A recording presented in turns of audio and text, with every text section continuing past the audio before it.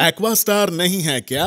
घर लिया ये Aquastar UPVC rain harvesting system. ये लीक प्रूफ है और साथ ही बेहद मजबूत भी। Fix it and forget it. Aquastar.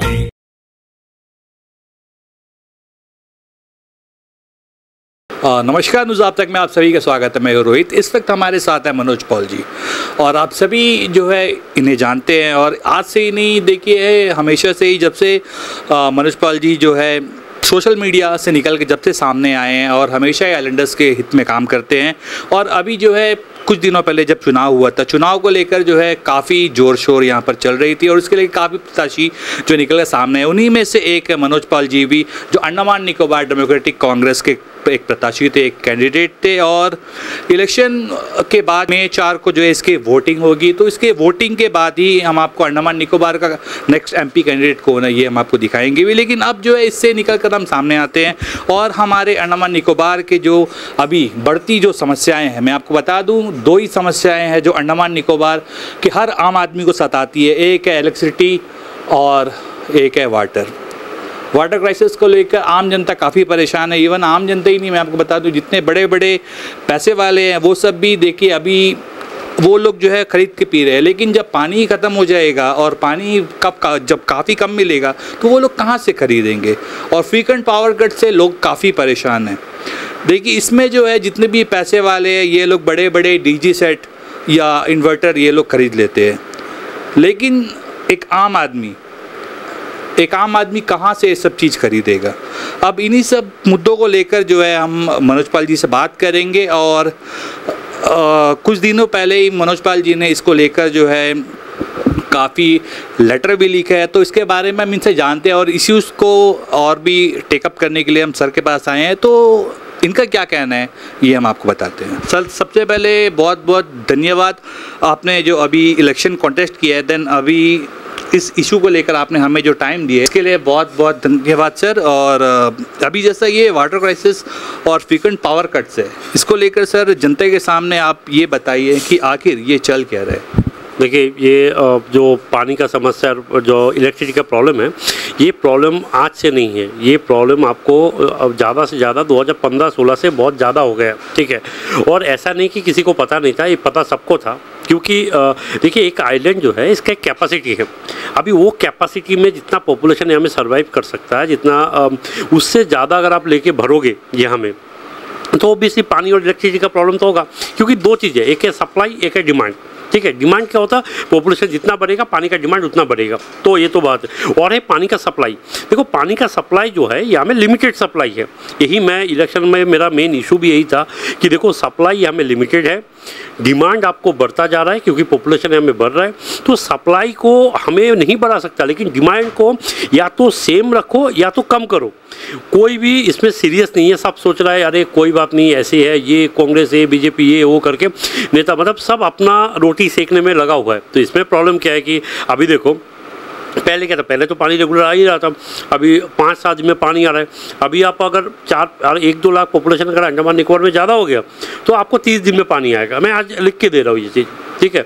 तो ये जो चीज़ को लेके आदमी सीरियस नहीं है। देखिए हमारा कोई रिस्पॉन्सिबिलिटी है, शायद आप कोई भी कम्युनिटी से हो, मैं उसको नहीं सोचना चाहता हूँ, लेकिन आप एक बात सोचिए, जब प्री-42 लोग जो 1885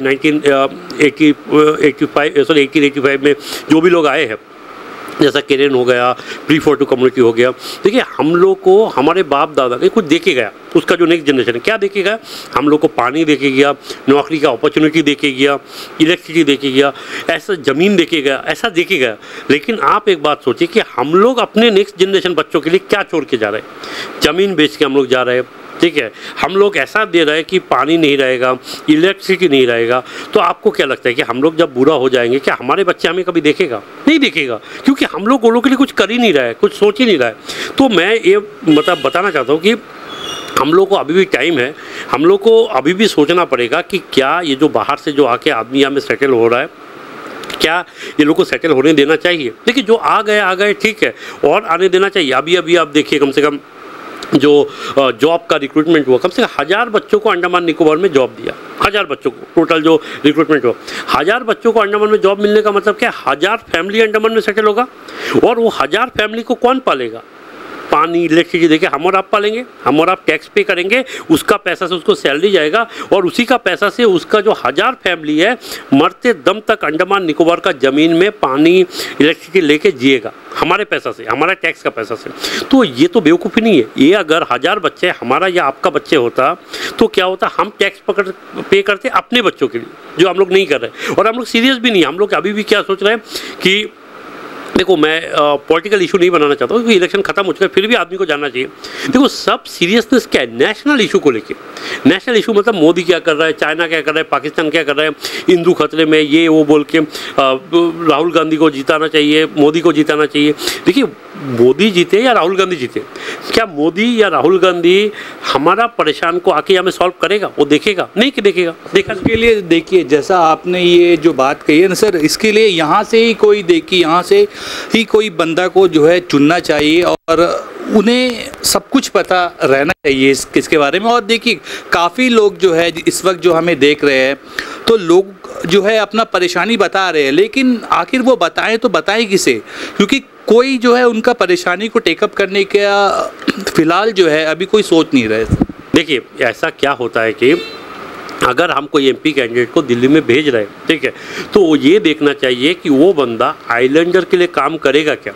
अभी सोचो, आप कोई ऐसा नेता को आप यहाँ से चुन के भेजो जो आइलैंडर है ही नहीं, जो सीधा बोलता है कि आइलैंडर नॉन आइलैंडर कुछ नहीं है, बाहर से आके आदमी सेटल होगा या हमें नौकरी करे, क्या फर्क पड़ता। तो इस तरह आदमी को जिताने का मतलब है कि हमारा आइलैंड में कोई भी आइलैंडर्स का बेनिफिट के लिए कोई भी काम नहीं करेगा, वो दिल्ली के आदमी के लिए काम करेगा। ठीक है, जैसे मैं आपको बता रहा हूँ, NH4 का जो टेंडर है सब बाहर के आदमी लोग को दे दिया। क्यों? क्योंकि वो है ही बाहर के आदमी, वो बाहर के आदमी लोगों के लिए काम किया जब 2016 में। अगर कोई ऐसा पॉलिटिशियन को हम लोग बना के MP बना के भेजे जो करप्ट है, ठीक है, जिसका पास 1000 करोड़ का प्रॉपर्टी है, इलीगल काम है, वो कभी आपके बच्चों के लिए काम करेगा? नहीं करेगा। तो आइलैंडर्स क्या है, जो अंडमान का जो रेसिडेंट्स है, ये क्या है कि कोई रिलीजन को देख के वोट करता है। देखो, आदमी बोलता है मिनी इंडिया, लेकिन आज भी कोई रिलीजन को देख के वोट करता है, कोई कम्युनिटी को देख के वोट करता है, तो कोई लैंग्वेज के देख के वोट करता है, तो कोई पैसा लेके वोट करता है। तो ये जब सॉल्व तभी होगा जब हम लोग अपना लोकल इशू को देख के वोट करेंगे, ठीक है, तब सॉल्व होगा। और आज का डेट में मेरे को लगता है कि सोशल मीडिया का कारण बहुत आदमी जान चुका है और ये बार वोटिंग काफ़ी अलग हुआ है, ठीक है, पहले से। तो मुझे लगता है कि फ्यूचर में चेंज होगा। लेकिन आजकल जो इमीडिएट इशू है, मैं आपको बता रहा हूँ, इलेक्ट्रिसिटी इशू जो है, ये सोलर वगैरह ला के, ठीक है, देखो सोलर जो है अंडमान निकोबार में सक्सेस नहीं है, ठीक है, फेल है। और जो पावर प्लांट वगैरह था जो चला रहा था, वो सबको जितना डिमांड है, ठीक है, जितना डिमांड है उसका हिसाब से सप्लाई वगैरह नहीं है अंडमान निकोबार। सबसे पहले यहाँ पर सूर्य चक्र था, उसे भी जो है बंद कर दिया गया। सूर्य चक्र पावर प्लांट था, ये लोगों ने बंद क्यों करवा था, मैं एक बात बता रहा हूँ। देखिए, ये हमें बहुत बड़ा स्कैम है। ऐसा सूर्य चक्र पावर प्लांट, सोचिए कोई एक कंपनी चला रहा था, उसको बंद करके ये लोग क्या करता है, कोई नया कंपनी को देता है, ताकि नया कंपनी को देखिए क्या करे, कमीशन खाएगा, जैसा कमीशन खाएगा। और ऐसा कमीशन क्या है कि सोचो, आपको जो टेंडर नया आदमी को देगा, देके कुछ कमीशन खाएगा। इसी का चक्कर में क्या है कि जो इलेक्ट्रिसिटी पर यूनिट कॉस्ट है बहुत ज़्यादा आ गया। आप सबका घर में जाके पूछिए, जो इलेक्ट्रिसिटी बिल पहले 300 रुपये 400 रुपये आता था, वही बिल आज 1400 रुपये आता है। आप सबका देखिए, ठीक है, सेम यूनिट कंजम्पशन है। पहले क्या बोला, स्मार्ट मीटर लगवाओ, इलेक्ट्रिसिटी बिल कम आएगा, आपने लगवा दिया। फिर बोला LED बल्ब लगवाओ, इलेक्ट्रिसिटी बिल कम आएगा। कंजम्पशन कम है, लेकिन फिर भी क्या है कि पर यूनिट कॉस्ट को बढ़ा दिया, सरचार्ज वगैरह ये लगा के ज़्यादा लगा के कर दिया। क्यों करा? मीटर भी चेंज कर दिया गया, स्मार्ट मीटर चेंज किया। स्मार्ट मीटर चेंज इसीलिए किया ताकि पुराना मीटर जो है इसको बंद कर देगा, तो नया मीटर कोई नया कंपनी से टेंडर लिया होगा कि भाई तुम्हारा इतना सोचिए 4 लाख 4.5 5 लाख पॉपुलेशन है, तो 5 लाख मीटर बिक्री होगा, तो उसका कमीशन अलग से है ना। तो ये जानबूझ के क्या कि एक मीटर बिक्री हुआ, एक LED बल्ब आपको लेना पड़ा इलेक्ट्रिक डिपार्टमेंट से, उसका पैसा, ठीक है। फिर क्या है कि नया आदमी को टेंडर दिया, उसका पैसा। तो ये हम लोग का पैसा लेने का तरीका है। अभी क्या है कि आदमी लोग को ये सब समझ में नहीं आता, क्योंकि आदमी क्या सोचता है कि अरे वो चलो कोई बात नहीं, ये लिया है। आप सोचो, अभी इलेक्ट्रिसिटी बिल आप 1 महीना में अगर 600 रुपये करके एक्स्ट्रा देते हो, तो 12 महीने में कितना होता है, 600 × 12 है ना। तो वो हिसाब से आप अगर हिसाब करोगे तो बहुत ज़्यादा पैसा आपको क्या है कि ज़बरदस्ती लेके जा रहा है। अभी आदमी समझ नहीं रहा है, समझेगा, क्योंकि क्या है कि अंडमान का आदमी को क्या है कि जो एक गरीब वर्ग जो है, एक पॉपुलेशन है जो गरीब है, बहुत सारा पैसे इनकम कम है, वो लोग को पूछिए आपको कितना प्रॉब्लम है आपको समझ में। जैसे अभी अगर इलेक्ट्रिसिटी बार बार जाता है तो जिसका घर में इन्वर्टर है उसको ज़्यादा परेशानी नहीं होता है। अभी सोचिए 25-30 हज़ार से इन्वर्टर सब तो नहीं लगवा सकता। अंडमान का आज भी 60% पॉपुलेशन का घर में इन्वर्टर नहीं है। आप सोचिए वहाँ का घर के बच्चे पढ़ाई कैसे करेगा, वो स्कूल जाएगा, स्कूल में जाएगा तो स्कूल में भी करंट नहीं है, टीचर कैसे पढ़ाएगा, ठीक है। अभी कोई प्रोजेक्ट देता है, कोई ऑनलाइन में, कोई कंप्यूटर, सोचिए कोई इंटरनेट नहीं है तो पढ़ाई नहीं कर पा रहा है। तो इस पर क्या होगा, जो गरीब है वो तो मारा जाएगा, क्योंकि उसका बच्चे तो कभी कोई एग्ज़ाम लिखे कोई अच्छा से स्कूल में पढ़ेगा नहीं, तो कोई जॉब का जब रिक्रूटमेंट होगा तो उसमें भी इसको जॉब नहीं मिलेगा। तो इसका मतलब क्या है कि अंडमान निकोबार में जो गरीब वर्ग का है, जो भी 15-20 हज़ार से नीचे सैलरी कमा रहा है, उसका फ्यूचर एकदम ख़त्म है, ठीक है। और रहा बात पानी का भी, देखो पानी का क्या है कि पानी का चेक डैम वगैरह बनाया, चेक डैम वगैरह जहाँ में भी बनाया उसके साइड में आप देखो प्राइवेट बोरवेल वाला को परमिशन दे दिया, वहाँ में बोरवेल डाल के वो लोग पानी उठवा के पानी बेच रहा है। आप भी जानते हो। आप सोचो वही बोरवेल का जगह में अगर पीबीएमसी खुद बोरवेल लगा के पानी रीजनेबल प्राइस में, जिसके पास पानी नहीं उसको देता तो पब्लिक को फ़ायदा होता। ये भी एक बिजनेस है कि ये लोग क्या करा कि प्राइवेट कंपनी को, बोले चेक डैम गवर्नमेंट बनाता है, उसका डाउन स्ट्रीम में नीचे साइड में क्या करता है, बोरवेल कौन बनाता है, प्राइवेट कंपनी, वो पानी उठा के मन मर्जी से 3,000 से लेके 5,000 10,000 करके पर टैंक सामान में बेचता है। तो ये पूरा सिस्टम है कि पानी का क्राइसिस हो और जो प्राइवेट कंपनी वो खुलेआम पैसा लूट सके पब्लिक से। वो भी किसको फ़ायदा मिला है, जिसके पास पैसा है। अभी वो सोचो जिसका पास पैसा नहीं है उसका क्या हालत हो रहा है, सोचिए, समझे। तो अंडमान में ये पूरा सिस्टम करके रखा। देखो इसमें गवर्नमेंट ऑफिशियल है, फ़ायदा किसको पहुँच रहा है, अगर जो परमिट दे रहा है डीसी ऑफिस के स्टाफ को हो रहा है, डीसी को हो रहा है, ठीक है, करप्शन है, क्योंकि बोरवेल का परमिशन सबको नहीं देगा। आप कल परमिट पूछो आपको नहीं देगा, तो ये डीसी ऑफिस के स्टाफ को डीसी को मिल रहा है, ठीक है, पीबीएमसी को मिल रहा है, ठीक है। तो ये सारा स्कैम है पैसा कमाने का। और कॉमन आदमी क्या है कि समझ नहीं रहा, वो लोग क्या करते हैं इलेक्शन से पहले जाके, ये अभी साल भर उन लोगों से 50,000 रुपये लेता है और इलेक्शन के टाइम में 500 रुपये दे देता है, दे के उन लोगों से वोट लेके चला जाता है। अभी देखो 500 रुपया दे के 50,000 का पैसा लेके जा रहा है आपको, तो ये लॉस जो है आदमी नहीं समझ रहा है। तो टाइम लगेगा, अभी धीरे धीरे समझेगा। और एक बात बताता हूँ, मेरे को अभी मैंने एक लेटर लिखा, आपने देखा होगा, मायाबंदर से मेरे को फ़ोन आया जो हमें जो है सॉल्टी वाटर दे रहा है, सॉल्टी वाटर। अभी ना मैं खुद सिविल इंजीनियर हूँ, हम लोग इन्वायरमेंटल इंजीनियर भी मैं पढ़ा हूँ, इंजीनियरिंग सब्जेक्ट रहता है। उसमें क्या है कि सल्फेट जो है, ठीक है, सोडियम जो है, ये लोग का मात्रा 500 ppm से ज़्यादा नहीं होना चाहिए ड्रिंकिंग वाटर में। अभी 500 ppm पार्ट्स पर मिलियन बोलता है, ठीक है, mg पर लीटर जो भी है, इसको स्पेसिफिकेशन है। उससे ज़्यादा अगर होता है तो क्या होता है, आपका किडनी वगैरह ख़राब हो सकता है। अभी मैं देखता हूँ कि अंडमान निकोबार में, नॉर्थ मिडिल अंडमान में अगर जाओगे, सब डायलिसिस पेशेंट भर के पड़ा हुआ है हॉस्पिटल में। क्यों? किडनी का प्रॉब्लम है। तो ये पानी का प्रॉब्लम जो है, ये सिर्फ पानी का नहीं है, ये किडनी का भी प्रॉब्लम लोगों को शुरू हो गया। देखिए अभी जैसा आपने ये जो इशू का नाम लिया है और जो आपने ये बताया मेडिकल इश्यूज़, तो मैं आपको और एक बात बता दूँ सर, इंटाइलैंड में मोस्टली आप कहीं भी जाएंगे तो आपको जो है पानी में जो चूना जो है सर, उसका जो है मात्रा काफ़ी रहता है और पानी का स्वाद भी सर काफ़ी चेंज होगा। और जब हम वो पानी को यूज़ करेंगे, खासकर हम जो है नहाने के लिए, तब हमें इसका जो है महसूस होगा। तो अभी आपको क्या लग रहा है, जैसा अभी आपने कहा कि पानी में जो है नमक की जो मात्रा है वो जो बढ़ गई है, राइट? नमक का मात्रा देखिए ज़्यादा होने से क्या है कि ये जो सोडियम वगैरह है, जो सॉल्ट है ना, तो ये लोगों को क्या टेस्ट करके पता करना होता है। अगर जो ड्रिंकिंग वाटर में 500 ppm से ज़्यादा नहीं होना चाहिए। तो अभी इसके लिए तो सर लैब रहता है ना, तो लैब में ये चीज़ पहले सर लैब में टेस्ट होगा, देन तो फिर लोग के पास, मतलब जो आम आदमी है तब तक उनके पास जो है पहुँचना चाहिए। तो लैब में ये सब टेस्ट नहीं होते हैं? नहीं, लैब में टेस्ट पोडलर एरिया का वाटर शायद मैं जब BR अम्बेडकर कॉलेज में पढ़ता था तो यहाँ में तो हम लोग कुछ लैब में टेस्ट करते थे, सारा फैसिलिटी है। अभी नहीं पता कि क्या है सिस्टम है, तो ये सब टेस्ट करना चाहिए। आप मुझे एक बात बताइए, इंटाइलैंड का पानी, निकोबार हो गया, कैम्बेल वे हो गया, फिर डिग्रीपुर हो गया, मायाबंदर हो गया, आपको लगता है कि वो में टेस्ट होता होगा? क्योंकि लोग बोल रहे हैं सॉल्टी वाटर है, फिर भी तो सप्लाई कर रहा है, तो कहाँ टेस्ट होता है? अगर टेस्ट होता तो लोगों को पता चलता कि एक ज़्यादा है तो बंद कर देता पानी का सप्लाई। नहीं कर रहा है ना, तो इसका मतलब क्या है कि ये लैब टेस्ट वगैरह ये लोग जानबूझ के देखो या तो नहीं करता है, क्योंकि एडमिनिस्ट्रेशन पेशेंट खुद फंस जाएगा ना, क्योंकि उसके लिए फिर ट्रीटमेंट फैसिलिटी आपको लगाना पड़ेगा कि कैसे, नहीं तो पानी का सोर्स ही चेंज करना पड़ेगा। सोचिए कोई एक पानी आप ले रहे हो, उसमें सोडियम का मात्रा ज़्यादा है या आर्सेनिक का मात्रा ज़्यादा है या कैल्शियम, चूना जो बोले उसको कैल्शियम बोलते हैं, कैल्शियम का मात्रा ज़्यादा है, तो उसको क्या करना पड़ेगा, वो सोर्स को बंद करना पड़ेगा। वो लोग बंद तो नहीं कर सकते ना, तो इसीलिए क्या है कि मुझे जो लगता है जानबूझ के टेस्ट वगैरह नहीं करता होगा।